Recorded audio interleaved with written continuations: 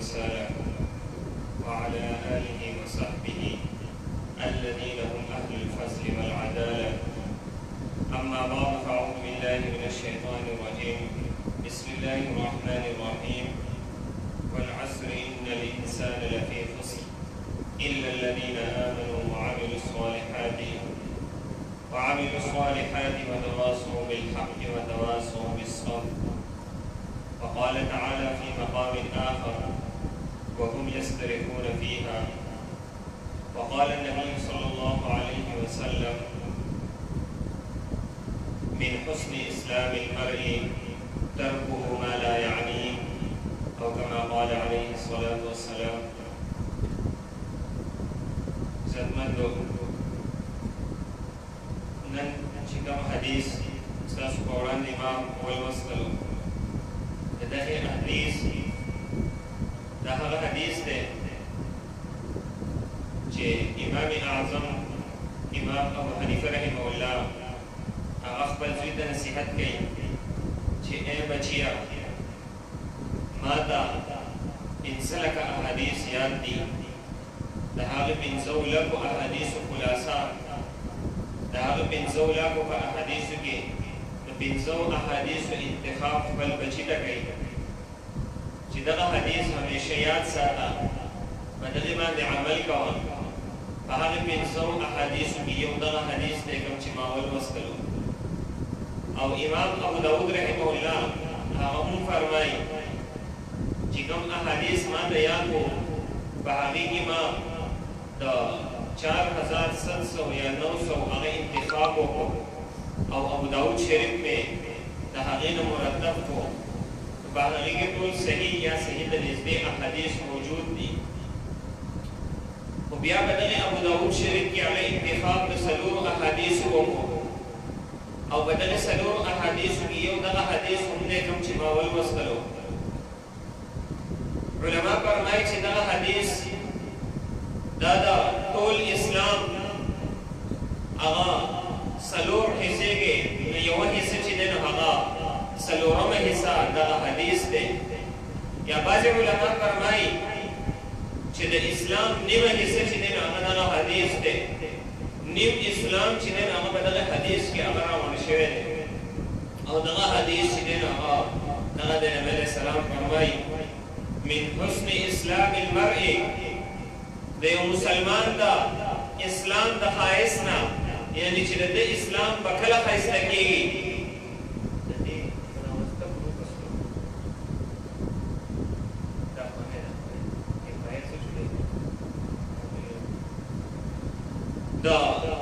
د اسلام د ټولو نه ښایست،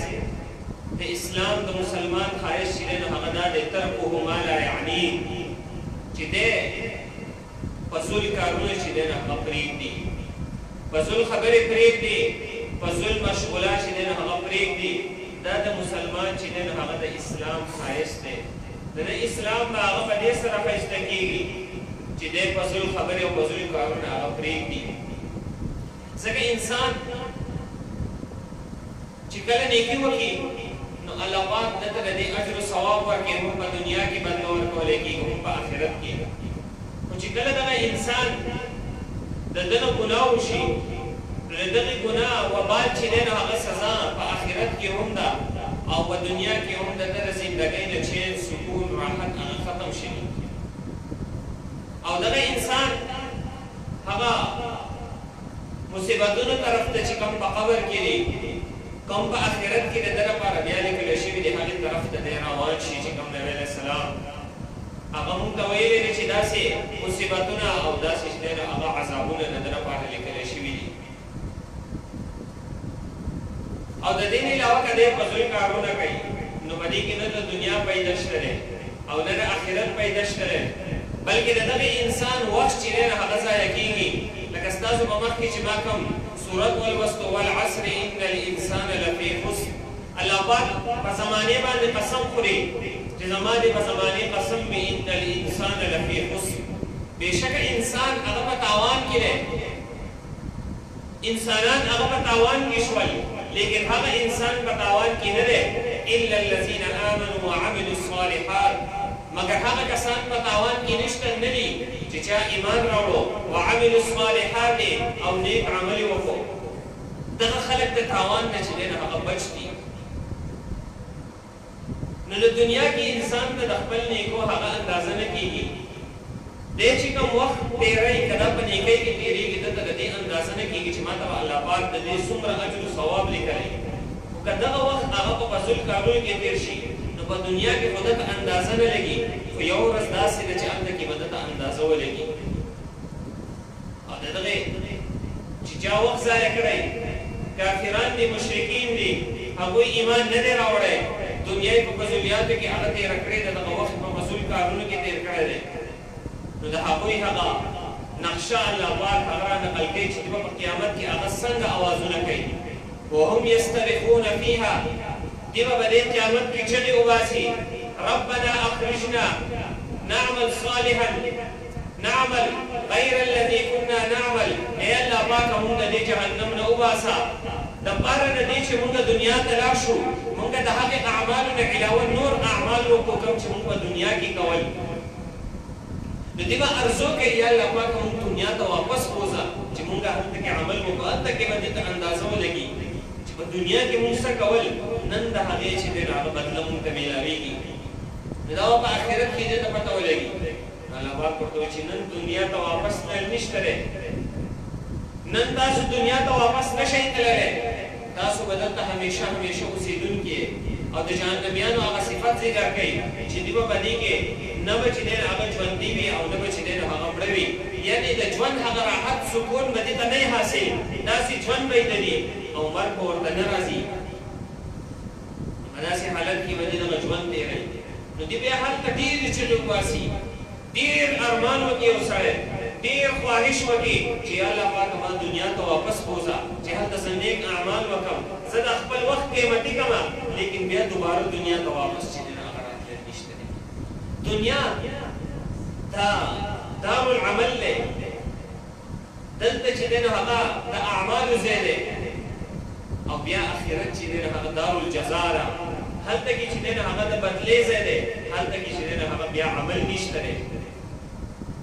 چې هلته کې یو سړی لاس مروړي هلته کې یو سړی چې دی نو هغه افسوس کوي د هغې نه ښه دا ده چې یو سړی په دنیا کې خپل وخت قیمتي کړي او په فضول کارونو کې هغه وخت تېر نه کړي نبی علیه السلام یو ځل په سفر کې روان دی یو قبر مخې له ورغی نبی علیه السلام صحابو ته وویل چې تاسو چې کوم 2 رکعته لمونځ کوئ کوم په تادۍ کې وکئ هغه 2 رکعته دا قبر والا چې دی هغه افسوس کوي قبر ته اشاره وکړه چې دا قبر والا ارمان کوي چې کاش ما ته دومره ټایم میلاو شوی چې زه هغه 2 رکعته چې دی هغه وکړم کوم چې تاسو په دنیا کې زر زر ادا کوئ ځان چې دی هغه خلاص کوي دنیا کې خلک 2 رکعته زر زر وکړي 2 منټه پرې هم نه لګي خو دغه قبر والا چې کله قبر ته لاړو دی افسوس کوي دی چې دی هغه ارمان کوي کاش چې ما ته دومره وخت میلاو شوی چې زه په هغې کې 2 رکعته چې دی هغه ادا کړم چې نن د هغې ما ته بدله میلاو شي عبدالله بن عمر رضی الله تعالی عنه هغه هم بیا یو ځل په سفر کې روان دی یو قبر مخې له راغی هلته پوښو د اس نه او هلته چې دی هغه 2 رکعته وکړل چا تپوس وکړو چې تاسو ولې دلته کې دا 2 رکعته وکړل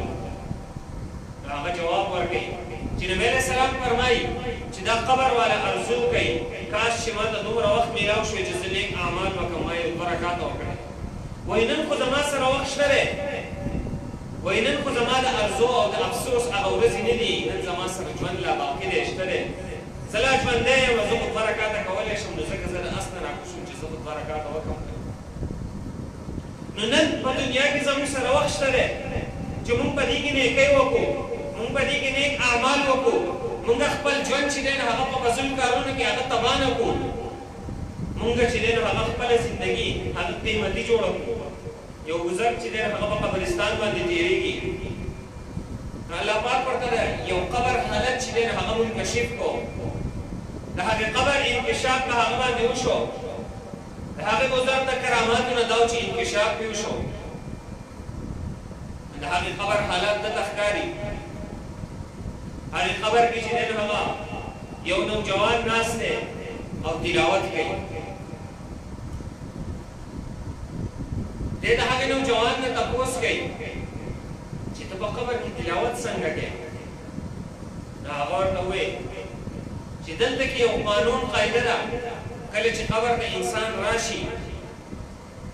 او دی چې دی نو هغه د نکیر منکر په هغې سوالاتو کې پاس شي، هغه دې تپوس کوي من ربک، ستا رب څوک دی؟ ما دینک، دین ستا څه دی؟ ما تقول فی حق هذا الرجل، د دې نبی علیه السلام په باره کې ته څه وایې؟ دا څوک دی؟ دا درې تپوسونه کوي. کله چې دغه مؤمن بنده به د دریو تپوسونو کې هغه پاس شي نو الله پاک دته یو اختیار ورکړي چې تر قیامته پورې چې کله قیامت راشي د هغې وخته پورې چې دی نو هغه ستا سره وخت شته دی، یعنې ته اوس چې دی نو هغه مړ شوی، قیامت چې دی نو هغه را روان دی، په دې منځ کې یو فاصله ده، یو زمانه ده،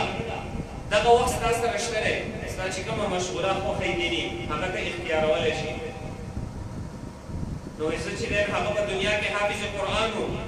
ما به تلاوت ډېر کوو، وایي ما د الله پاک نه سوال وکړو چې یا الله پاکه ما په دنیا کې تلاوت ډېر کوو، نن چې دی هغه زه هم تلاوت هغه کوم. نو وایي هغه ورځې نه ما ته چې دی هغه د تلاوت اجازت راکړی شوی دی او زه چې دی هغه تلاوت کوم.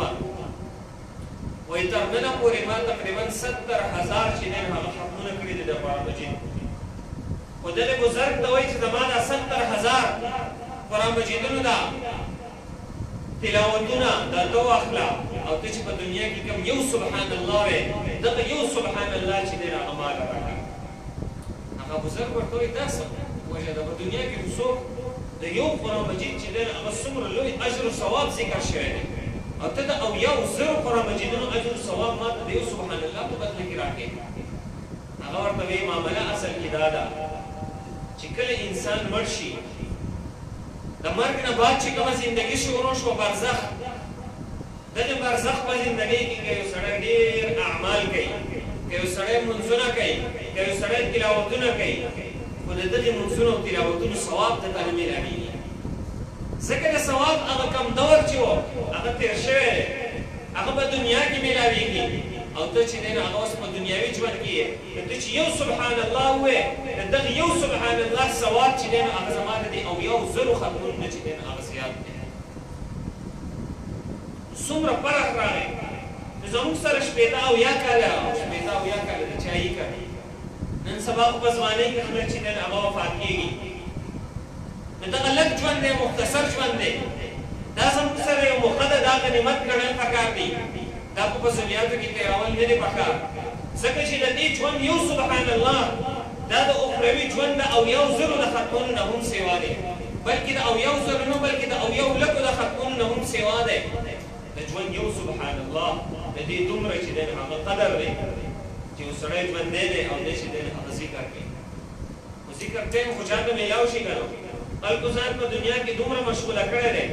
دومره مصروفه کړی دی چې د یو سبحان الله ټایم چې دی هغه مسلمان ته نه میلاویږي.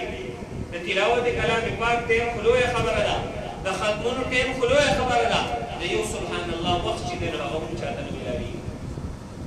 امام بخاري رحمه الله بخاري شریف آخري حدیث هغه نقل کوي کلمتان حبیبتان، دوه کلمې الله پاک ته ډېرې زیاتې خوښې دي او دا دوه کلمې داسې دي خفیفتان علی اللسان، دغه دوه کلمې چې دی په ژبه باندې ډېرې سپکې دي، مطلب ډېرې په کم وخت کې ادا کېږي، ثقیلتان فی المیزان، او دغه دوه کلمې چې دي هغه د میزان په تله کې ډېرې درنې دي، کله چې را کېښودلی شي نو ډېر دروند وزن دی لري، ډېرې درنې دي، په ژبه باندې ډېرې اسانې دي خو د میزان په تله کې ډېرې درنې دي. هغه کلمه ده څه ده؟ سبحان الله وبحمده. دا د میزان په تله کې هغه ډېر زیات طول لري، ډېر وزن لري خو په ژبه باندې ډېرې اسانې دي. سبحان الله وبحمده، ټول وایي سبحان الله وبحمده. دا د میزان په تله کې ډېرې درنې کلمات دي، ډېر درانه کلمات دي. نبی علیه السلام حدیث را نقل کړی. نو دغه کس ورته وایي چې زما د اویاو زرو د ختمونو نه ستا یو سبحان الله هغه غوره دی. نو نن موږ په دنیا کې زموږ یو سبحان الله هغه د اویاو زرو د ختمونو د برزخ نه چې دی هغه غوره دی. په دې کې چې موږ څومره نیکۍ کولی شو موږ وکړو، ذکر او اذکار وکړو، د کلمې ذکر کوو، استغفار ډېر ډېر وایو، درود شریف چې دی هغه ډېر ډېر وایو. یو درود شریف نقل کېږي د جمعې په مازدیګر باندې څوک د مازدیګر لمانځه نه بعد هغه وایي نو د اتیاو کلو چې دی نو هغه ثواب پرې میلاوېږي. دغه نور درود شریف یا سبحان الله وبحمده دغه چې دی هغه ویلی شي، یا سبحان الله والحمد لله ولا اله الا الله والله اکبر. په دې کې درې واړه کلمات راځي. یا د دې نه علاوه نور نفلي چې دی هغه منځونه یو سړی کوي. چې څومره نیک اعمال زموږ نه کېدلی شي موږ د خپل ژوند چې دی هغه په هغې کې مصروفه کړو. موږ د فضلو کارونه چې دی هغه خپل ځان چې دی هغه راوښو کوو. ځکه امام غزالي رحمه الله فرمایي مسلمان چې یو کار کوي نو دا به د دریو حالتو نه خالي نه وي. دی چې دا کار کوي یا به دی د نیکۍ کار کوي، په دغې کار کې به د ده د دنیا پیدا هم وي او یا به په دغې کار کې د ده د آخرت پیدا وي. نو دا یو قسم کار دی، یا به کې د دنیا پیدا دی یا به کې د آخرت پیدا. دا خو جو انسان دی به دی خوشحاله شي چې زه یو کار کومه نو یا خو ماته د دنیا پیدا میلاوېږي یا د آخرت پیدا میلاوېږي. څه نه څه خو میلاوېږي. یو کار هغه دی چې انسان یې کوي نه پکې د دنیا پیدا شته نه پکې د آخرت بلکې الټه نقصان دی، مطلب ګناهونو کار دی، دی په هغې باندې ګناهګارېږي. نو په دې کې چې دی نو هغه د دنیا نقصان هم ده دی، ځکه د دغې ګناهونو په نتیجه کې د ده د دنیا چې دی نو هغه چین سکون راحت هغه ختم شي، مصیبتونه تکالیف په ده باندې راځي. او د آخرت کې چې دی نو هغه د ده لپاره هغه همیشه مصیبتونه د ده لپاره بیا لیکلی شوي دي. او دریم قسم هغه کارونه دي چې په هغې کې نه د دنیا پیدا شته دی او نه د آخرت پیدا شته دی. امام غزالي رحمه الله فرمایي چې په اصل کې دا دریم قسم کارونه چې دي دا هم په خساره کې دي. په دې کې هم مسلمان چې دی هغه په خساره او په تاوان کې دی چې داسې یو کار کوي چې په هغې کې نه د دنیا پیدا شته او نه د آخرت پیدا شته دی. بیا علما یو مثال لیکي، یو کس دی، دغه کس چې دی نو هغه ډېر زیات چې دی هغه محتاج دی، د دنیا فقر او پاقې وهلی دی، انتهایي غریب دی. سم غریب دی، دی یو جزیرې ته لاړ شي، په هغې جزیرې کې چې دی نو هغه یو غر دی، هغه د سونې غر دی، د سونې کان دی او د هغه ځای یو مالک دی د هغې جزیرې. او دغې کس ته وایي چې ته خو ډېر زیات غریب وې او ډېر زیات فقر او پاقې خراب کړی وې، ته زما جزیرې ته راغلې، زه تا له څه موده څه وخت در کومه، په هغه وخت کې چې ته نه د سرو زرو د غر نه څومره چې دی نو هغه سره زر جدا کولی شي ځان له، هغه جدا کړه، هغه ویسه ځان له. خو چې کله ما منع کړې چې نور به نه وړې نو د هغې نه بعد به بیا ته یوه ذره چې دی نو هغه سره زر هم نه وړې او بیا به چې دی نو په جزیره کې انسانېږي هم نو د دې ځای کې نه به وځې او ځې به. نو اوس هوښیار به دغه فقیر به په هغې صورت کې هوښیار وي چې کله دغه فقیر لاړ شي او د سونې په دې کان باندې شروع وکړي او دی خپل وخت ضایع نه کړي،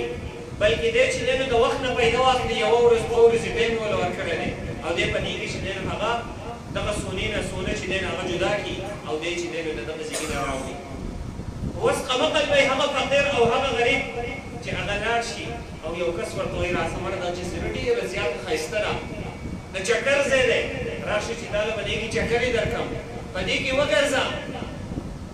نو دا به قمقل وي چې دی به ګرځېدو شروع وکړي او د ده نه هغه خپل فقر و پاقه هغه خپله غریبي هېره شي او دی دغه سونه چې دی نو ده ته کوم اجازت کړی شوی دی هغه سونه چې دی نو دی د هغې کان نه را جدا نه کړي. او چې کله دی د هغې خپلو فضول کارونو نه چکرونه وزګارېږي چې کله دی د سونې کان ته را نږدې شي نو هغه مالک ورته اواز وکړي چې ستا وخت ختم شو، ته نوره سونه نه شي وړی. دی د هغې جزیرې نه راوباسي چې څنګه فقیر دی جزیرې ته تلی و غریب، دغه شان غریب چې دی نو هغه دی دغې جزیرې نه راوځي نو هېڅ پیدې چې دی نو هغه ونه کړه، دغه وخت د په فضل کارونو کې چې دی نو هغه ضایع کړو. نو علما لیکي دغه مثال هم د دغې انسان دی چې کله دی دنیا ته راشي، دی فقیر دی، د ده سره اعمال نشته دی، دی دنیا ته راغی، الله پاک دله یو وخت ورکړو چې ستا لپاره دومره وخت چې دی نو هغه مقرر دی، هغه وخت کې چې دی نو هغه ته دغه د سونې د کان نه چې څومره سونه راجدا کولی شي مطلب دغه د نیک اعمالو څومره سونه ته ګټلی شي نیک اعمال د سونې نه هم چې دی نو هغه زیات دي چې څومره نیک اعمال ته ګټلی شي دا وګټه بیا چې کله زه تا ته حکم وکړم ته نور نیک اعمال هم نشي کولی او ته نور په دې دنیا کې ایسارېدی هم نشي د دنیا نه بځې د مرګ وخت کې راغی مړ شوې د دنیا نه لاړې نیک اعمال دې هغه ختم شو نیک اعمال نور نشي کولی اوس به هوښیار هغه وي چې دی خپل وخت ضایع نه کړي او دی په دغې دنیا کې چې دی نو هغه نیک اعمالو له زور ورکړي د نیک اعمال کې دی خپل یو منټ چې دی نو هغه هم ضایع نه کړي دا به هوښیار سړی خو قمقل څوک دی قمقل به هغه سړی قمقل انسان به هغه چې دغې دنیا ته راغی د ده لپاره یو وخت مقرر و دی په هغې کې دغه نیکۍ ونه ګټي بلکې دی په فضول کارونو کې اخته شي دی په داسې کارونو کې اخته شو چې په هغې سره نیکي نه میلاویږي دغه انسان قمقل دی چې کله آخرت ته ځي دلته حکم وشي چې ستا اعمال چې دی هغه ختم ستا نور نیک اعمال نشي کولی ته نور په دنیا کې نشي پاتې کېدی په هغه وخت کې دی بیا افسوس کوي ای کاش چې ما نور نیک اعمال چې دی هغه وکړلی ما نیک اعمال وکړی آخرت ته چې دی هغه د نیک اعمالو سره لاړی لیکن د اعمال چې دی هغه ختم شي منقطع شي دا قمقل انسان دی چې دی آخرت ته لاړ شي د ده سره به هېڅ نیک اعمال چې دی هغه نه وي نو موږ خپل وخت چې دی هغه قیمتي کړو موږ خپل وخت په فضول کارونو کې چې دی هغه نه صرف کوو نن چې دی هغه ډېر فضول کارونه د نارینهو دپاره د زنانو دپاره هغه په فضولیاتو کې چې دی هغه مشغوله دي په فضول کارونو کې چې دی هغه مسلمان هغه مشغوله شوی دی د خپل وخت چې دی هغه په فضول کارونو کې هغه تېر کړو زموږ نوجوان هغه ټوله زندګي هغه په فضول کارونو کې چې دی هغه تېره کړله د نیک اعمال هغه توفیق دته نه میلاویږي که دته وویلی شي چې هغه ته فرض ادا کوه دی فرض نه کوي که دته وویلی شي نوافل ادا کړه دغه دې وخت دی نوافل نه کوي که دته وویلی شي چې د قرآن درس کېږي هغې ته نثار شه دی هغې ته نه نثارېږي دته په فضول کارونو کې مشغولات چې دی هغه اسانه ده نن سبا به دغه موبایلو کې هغه دغه یو مصیبت راوتلی دی دغه یو ګیم راوتلی دی نن نوجوان په هغه ګیم کې چې دی هغه مشغوله دی په هغه ګیم کې دومره مشغوله شو چې دی مسلمان ته هغه د مور خبره دی نه اوري د پلار خبره چې دی هغه دی نه اوري دی په دغه فضول کارونو کې چې دی هغه مشغوله شوی دی د خپل وخت په فضولیاتو کې هغه نه مصرفه کوو فضول مجلسونو کې هغه خپل وخت نه ضایع کوو فضول مجلس ولګي په هغې کې ډېرې خبرې چې دی هغه کېږي په ګنټو ګنټو باندې خلک ولاړ دي که د دغې فضول خبرونه ریکارډینګ وشي او دی بیا را خپلې فضول خبرې اوري نو ده ته به هم خندا راشي چې څومره 2 ګنټې 3 ګنټې وخت ما چې دی هغه په فضول کارونو کې خرج کړو دغه 2-3 ګنټې چې دی هغه ما په ذکر و اذکار کې هغه خرج کړی وی ما ته به د دې څومره نیک اعمال چې دی هغه میلاو شوي حضرت حاجی امداد الله مهاجر مکی رحمه الله د هغه پیر حضرت مولانا خواجه نور محمد رحمه الله هغه چې دی د هغه سره به د پیسو یو تیلی وه کله چې به دکان ته لاړو نو کله چې به یې سودا وکړه هغه تیلی به چې دی هغه دکاندار ته ورکړه وایي دا تیلی واخلې نه دې نه چې ستا څومره پیسې کېږي هغه دې ځان له حسابوه دکاندار ورته حضرت تاسو حساب کوي وایي نه په دغې وخت کې به زه چې دی نو هغه د الله پاک څخه ذکر وکړم وایي دغه پیسې چې زه حسابوم تا یې درکوم نو په دې کې به زما څه وخت ضایع شي امام غزالی رحمه الله امام ابن حجر رحمه الله هغه چې دی هغه لوی بزرګ تېر شوی دی مصنف هغه ډېر کتابونه لیکلي کله چې به هغه کتاب لیکو نو پخوا به کتاب په قلمونو سره لیکلی کېدو نو دغه قلم چې دی نو هغه به د کله تېره کوو نو هغه قلم به یې تېره کوو د هغه قلم په تېره کولو کې به څه نه څه وخت لګېږي نو دا به ده چې دی نو هغه په سترګو سره دې ته کتل کول په لاس سره به یې کار کوو نو ده به وي چې دا وخت هم زما ضایع لاړ شي په هغه وخت کې به هم د الله ذکر کوو الله الله به یې کوو د الله ذکر یې په هغه وخت کې هم نه دی پرېښودلی چې دغه وخت هم زما چې دی هغه ضایع لاړ شي چې هغه هم د تصنیف لپاره قلم تېره کوي هغه وخت هغه هم ضایع نه پرېږدي نو مونږ چې دی هغه ولې خپل اوقات هغه ضایع کوو مونږ ولې خپل زندګي چې دی هغه ضایع کوو مونږ ولې خپل اوقات چې دی هغه په فضول کارونو کې تېروو مونږ خپل اوقات چې دی هغه قیمتي کړو مونږ خپله زندګي چې دی هغه قیمتي کړو د فضول کارونو چې دی هغه وساتو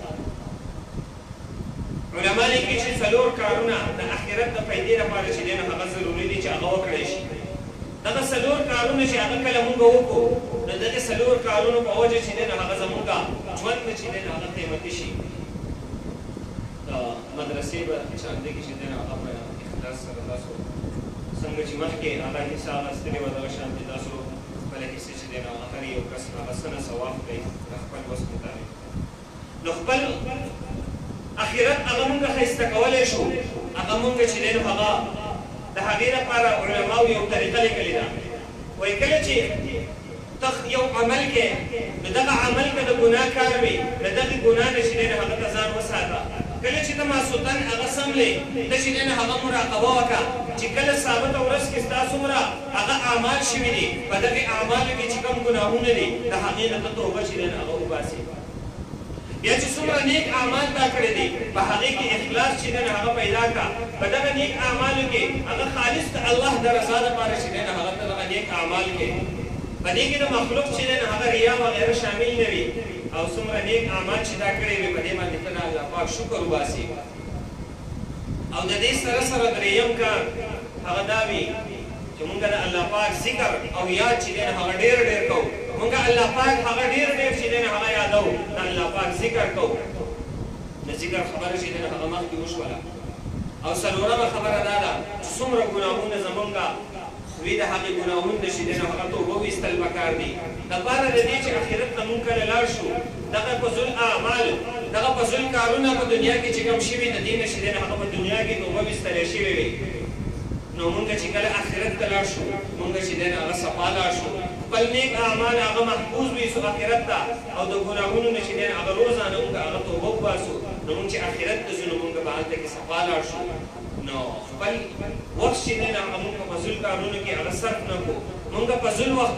ځایونو کې چې دی نو هغه کښېنلو مونږ دغه وخت چې دی نو هغه قیمتي کړو مونږ هغه په نیک اعمالو کې دغه خپل وخت چې دی نو هغه تېر کړو مونږ چې دی نو په ذکر و اذکار کې تېر کړو مونږ په تلاوتونو کې تېر کړو مونږ په نوافلو کې چې دی نو هغه تېر کړو مخکې د دې نه چې مونږ افسوس کوو بیا ارمان کوو مونږ وخت زموږ نه چې دی نو هغه تېر وي نو د هغې نه مخکې مونږ پکار دي چې مونږ خپل وخت هغه قیمتي کړو الله پاک دې مونږ له د عمل کولو